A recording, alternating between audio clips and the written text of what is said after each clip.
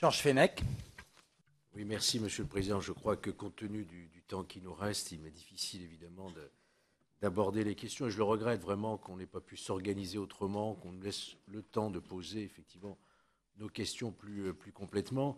Donc je me contenterai simplement d'une réflexion d'ordre général, Madame la Ministre. Je dirais, je ne vois pas dans ce budget qui est, il faut bien le reconnaître, en hausse de 4,3%. Donc on peut s'en satisfaire, mais je crois qu'il ne faut pas trop s'en satisfaire.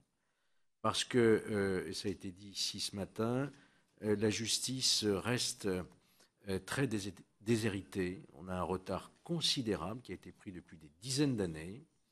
Et malgré les rattrapages budgétaires qui ont eu lieu, ça a été rappelé par mon collègue Goujon aussi, dans les années précédentes, dans les mandatures précédentes, dans les gouvernements précédents, il n'en reste pas moins, comme l'a dit le président de notre commission, que nous sommes un peu la Cendrillon de l'Europe et 37e placé en termes de PIB. Donc surtout ne pas faire d'autosatisfaction, mais je ne crois pas que vous en fassiez, sur l'état de notre justice. Notre collègue Le Bouillonnec parlait des photocopieurs. Je pourrais citer les fientes de pigeons qui s'abattent à travers certaines toitures de cours d'assises.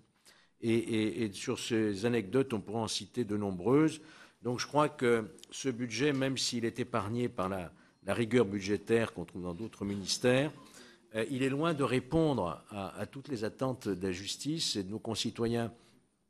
Alors moi, j'ai relevé une chose qui me paraît intéressante dans ce que vous avez dit, mais vous êtes passé un peu trop vite à mon avis, parce que je crois qu'en matière de justice aujourd'hui, c'est un véritable choc de modernité qu'il faudrait provoquer, que je ne vois pas. Je ne vois pas ce dynamisme, ce souffle, cette ambition pour la justice dans votre projet qui s'inscrit finalement dans des projets traditionnels, même s'il y a des différences d'appréciation en matière de lutte contre l'insécurité, en matière de parc pénitentiaire, etc.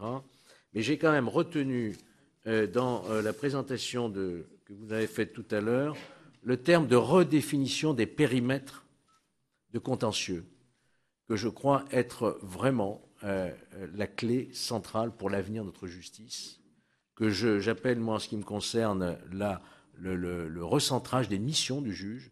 Et je crois qu'il serait temps d'aborder de manière très sereine la place et le rôle du juge dans notre société, redéfinir ses missions, recentrer ses missions, inventer des circuits dérivatifs, des modes alternatifs de règlement du contentieux et ne réserver l'intervention du juge que lorsque c'est le dernier recours. Je crois que c'est cela la justice de demain, la justice moderne.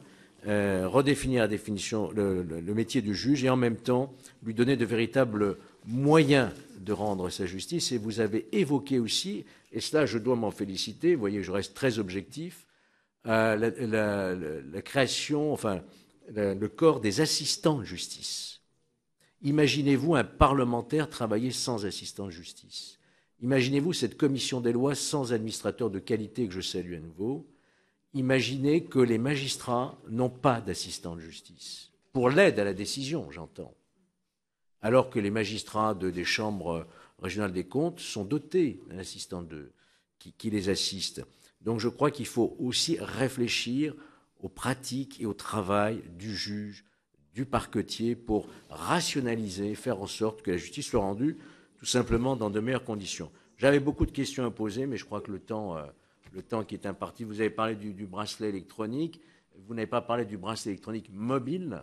51 placements sous PSEM au mois de juin 2012. Il y en a des dizaines de milliers en Grande-Bretagne, aux États-Unis. Pourquoi ce retard, alors que nous avions voté de manière assez consensuelle, mais d'ailleurs, ce dispositif.